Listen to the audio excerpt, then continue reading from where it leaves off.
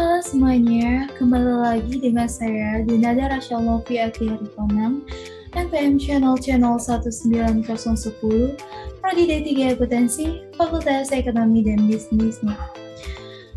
Di video kali ini saya akan membahas bab 6, yaitu materi yang berhubungan dengan transaksi dalam kaitan dengan aset tetap yang masih melibatkan entitas induk dan entitas anak.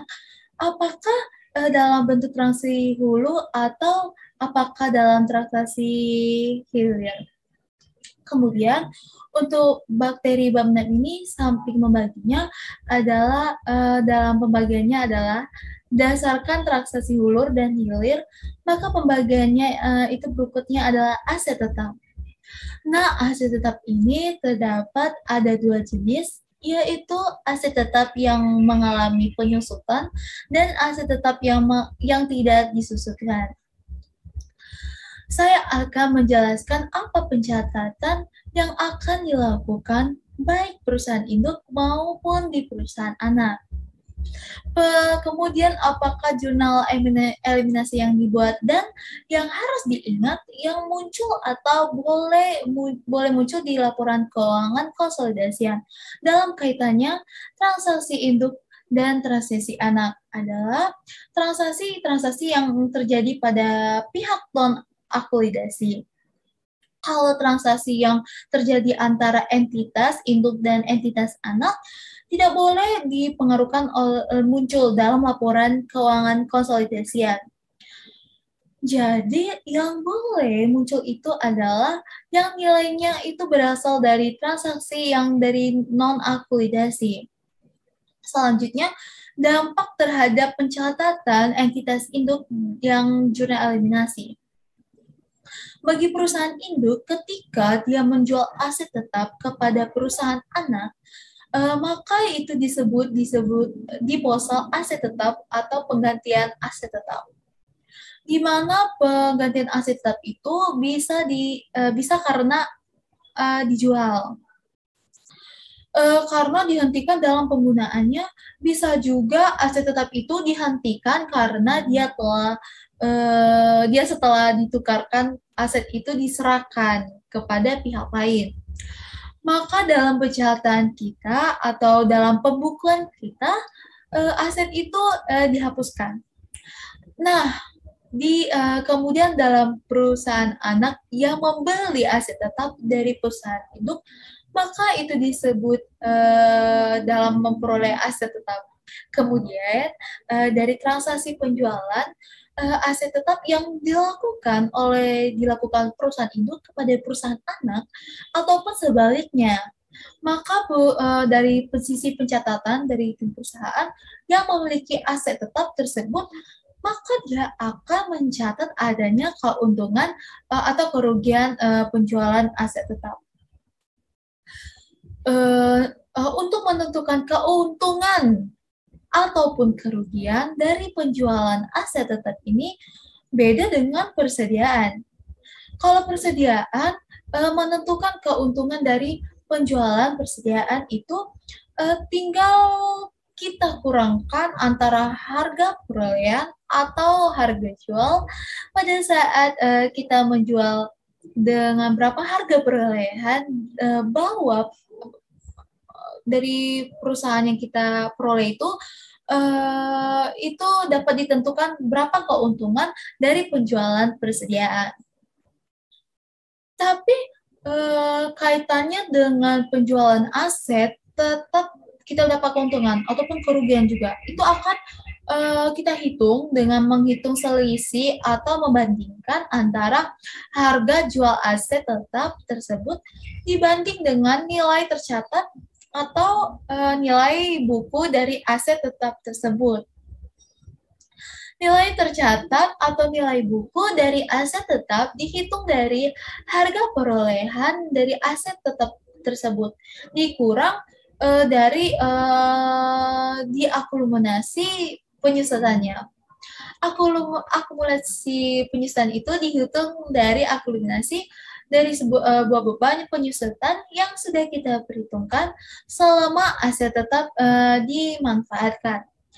Nah, nanti perusahaan itu induk akan mencatat jurnal untuk transaksi yang hubungannya dengan keuntungan atau kerugian.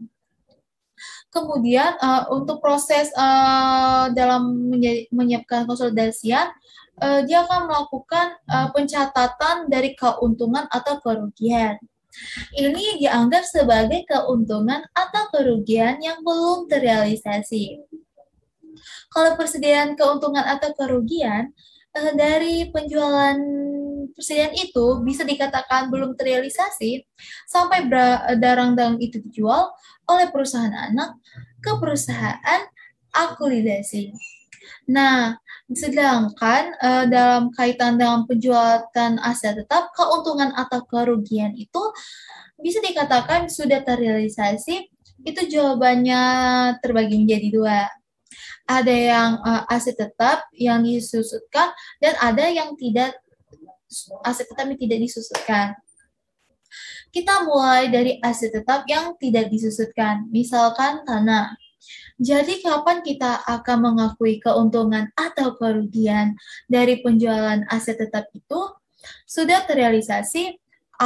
Kalau dijualkan itu adalah tanah, maka jawabannya adalah ketika perusahaan anak itu telah menjual aset tetap berupa tanah itu kepada perusahaan non-akulidasi. Baru dikatakan keuntungan atau kerugian itu sudah terrealisasi. Selama aset tetap itu masih berada di perusahaan anak sebagai pembeli, maka bisa dikatakan keuntungan atau kerugian dari penjualan tanah itu belum terrealisasi. Maka nanti akan ada pencatatan untuk mencatat penangguhan keuntungan atau kerugian yang belum terrealisasi. Nah, sedangkan yang aset tetap yang disusutkan yang tersaksikan terjalan dengan pelawatan dari aset tersebut bukan pada saat itu dijual, tapi sejalan dengan pemanfaatan aset tersebut. Nah, di sini ada skenario yang berhubungan dengan penjualan aset tetap untuk aset tetap yang tanah. Di sini ada tiga skenario yang khusus untuk membahas bagaimana dampak transaksi penjualan dari induk pada anak. Contoh, pada PT A sebagai perusahaan induk mempunyai 100% daripada perusahaan anak. Lalu informasi terkait dengan transaksi jual beli aset tetap PT A dan PTS itu merupakan peristiwa pertama. PTA memperoleh tanah dari pihak non-akulidasi dengan harga peroleh sebesar 900 juta. Peristiwa kedua, PTA perusahaan induk yang menjual tanahnya kepada PTS dengan seharga jual 1 miliar. Peristiwa ketiga, PT Samudra sebagai tanah memiliki aset anak dari perusahaan induk menjual tanahnya tersebut kepada perusahaan non-akulidasi sebagai harga 1,2 miliar. Jadi peristiwa ini pada pertama pada aset tetap merupakan anak itu perusahaan itu bisa dibeli dari akulidasi, maka tanah itu kita memperoleh harga perolehan dalam 900 juta. Kemudian di peristiwa kedua, tanah yang dimiliki pada perusahaan induk itu dijual pada perusahaan anak pada PTA dengan harga 1 miliar. Maka PTA ketika dia membeli tanah dari PTB, maka itu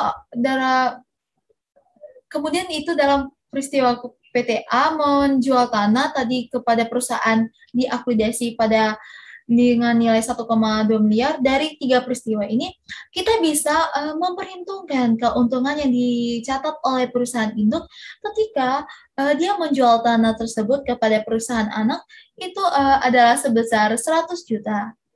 Maka jurnal yang dibuat oleh perusahaan induk ketika dia menjual itu adalah dia memperoleh cash sebesar dari perusahaan anak yaitu 1 miliar. Kemudian dia akan menghapus tanahnya di posisi kredit sebesar harga perolehannya yaitu sebesar 900 juta. Dia akan mencatat adanya keuntungan dari penjualan tanah sebesar 100 juta. Nah, ini jurnal yang dibuat oleh perusahaan induk, sedangkan jurnal yang dibuat perusahaan anak, apa ketika dia memperoleh tanah ini dari perusahaan induk, maka dia akan mendebitkan debit nilaikan akan mendapatkan 1 miliar. Apakah dia mendapatkan catat? Apa dia mencatat untuk transaksi ketika anak menjual kepada induk perusahaan non akulidasi, maka bagi anak itu adalah transaksi penjualan, maka dia akan mencatat cash 1,2 miliar. Kemudian tanah dihapuskan, diposisikan kredit 1 miliar sebesar harga perolehan yang dia beli dari perusahaan induk, kemudian dikreditkan itu adalah keuntungan dari penjualan tanah sebesar 200 juta. Nah, itu baru pencatatan sebagai akuntansi, belum berkaitan dengan dalam penyusunan laporan keuangan dalam konsolidasian. Nah, perolehannya transaksi ini ketika PTP menjual kepada PTS dalam 1 miliar dalam transaksi antara induk dan anak, maka itu akan dalam laporan keuangannya konsolidasian, transaksi ini tidak boleh muncul dalam pengaruhnya. Jadi nilai tanah boleh muncul dalam laporan keuangan konsolidasian.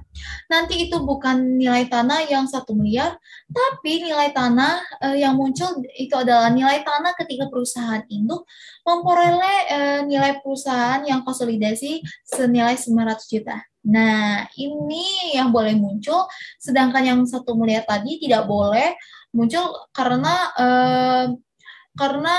1 miliar tadi itu adalah nilai transaksi yang melibatkan induk dan anak.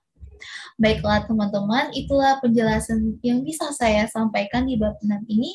Semoga yang apa yang saya jelaskan ini bisa bermanfaat bagi kita. Mohon maaf ada kata-kata yang tidak menyenangkan dan kurang berkenan. Terima kasih sudah menonton. Terima kasih. Bye-bye.